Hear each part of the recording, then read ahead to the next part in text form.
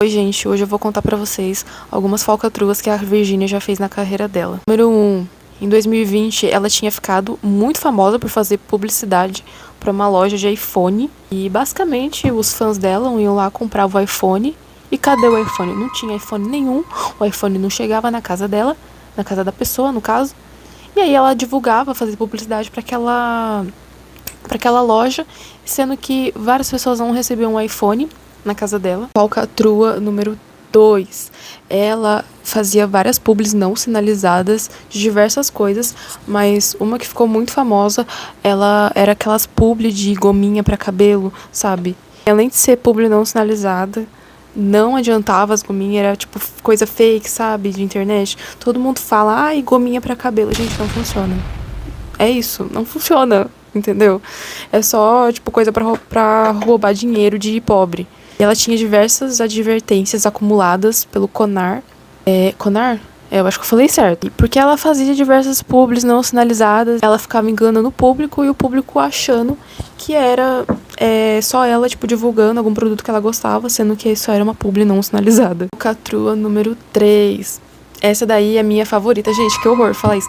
Mas é minha favorita porque eu vivi a época, entendeu? Era mais ou menos a época que ela ainda tava com o Resende. Ela começou a cobrar as pessoas, os fãs, pelo Close Friends dela no Instagram, prometendo que ia ser um conteúdo super exclusivo, que ia ter coisas maravilhosas no Close Friends dela, mas aí quando você pagava e você entrava, era só conteúdo de dia a dia normal que ela já postava nos stories dela, não era nada de exclusivo. Por isso que muita gente se sentiu tapeada. E, gente, eu não julgo, porque nessa época a Virgínia, ela ainda parecia ser alguém legal, ela ainda parecia ser alguém, tipo, ok, entendeu?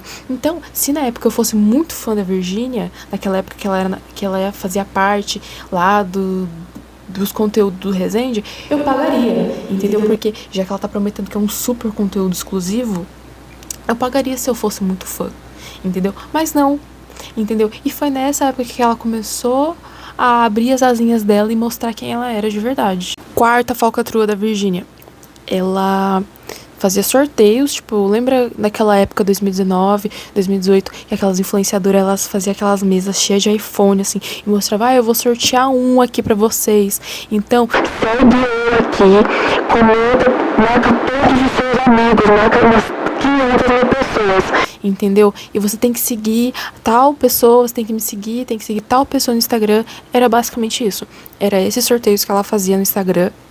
Ela não sorteava, tipo, nunca apareceu ninguém com iPhone, o ganhador nunca se pronunciava, e ela era, tipo, zero transparente com as pessoas.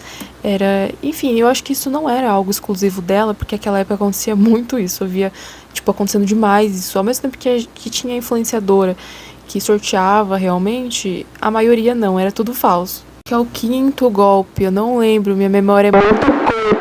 Minha memória de curto prazo é muito curta, desculpa, gente. Eu vou falar agora do golpe dela com óculos, que ela foi fazer uma coleção de óculos com uma marca, e basicamente, quando os fãs dela falavam, ai, que legal o óculos da Virgínia, vou lá comprar. Eles compravam o óculos, e cadê o óculos? Não tinha óculos, gente.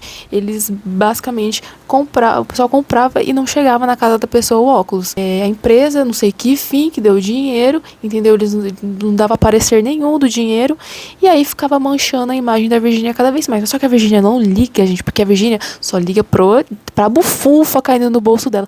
Bufunfa de gente pobre ainda que acompanha ela, entendeu? É isso. Muito do bem. Ela é muito do bem, gente. Isso que eu vou falar agora, eu fiquei, assim, choquita, porque eu não sabia que isso tinha acontecido. Enfim, eu vou contar pra vocês.